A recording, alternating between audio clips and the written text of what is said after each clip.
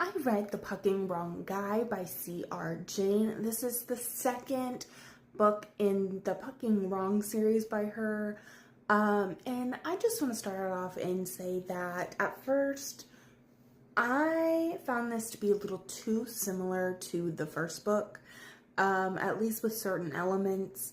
I did wish it was just a little bit more different. As much as I loved Lincoln and Monroe's story, I wanted Ari's to be, like I said, more different.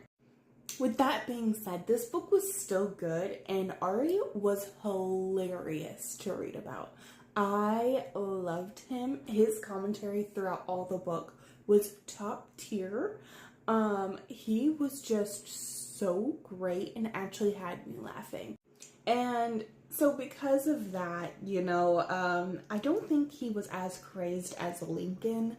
He definitely did some questionable stuff, but nowhere near like Lincoln did in the first book. Like, a lot of the stuff he did, I didn't really mind. It didn't pass over a certain line for me like Lincoln did. And he actually explained his actions a lot better too, I think. Now, with that being said, I don't think this was a super dark romance like it kind of is supposed to be. I mean, I guess it wasn't super dark. It's considered a dark hockey romance. To me, it wasn't that dark, but maybe I'd just been tainted by some certain stuff I've read, because this is fairly light. Now, the main female character does struggle with self-hate. Blake, which is the female main character, she does cut herself on occasion. She does purge herself. She has like kind of an eating disorder, so she does deal with that.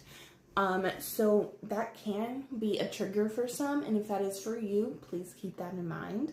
But because it is mentioned almost throughout the whole book. I had a great time reading this book though. I loved seeing Ari and Lincoln's friendship more. Their conversations were so funny, so great.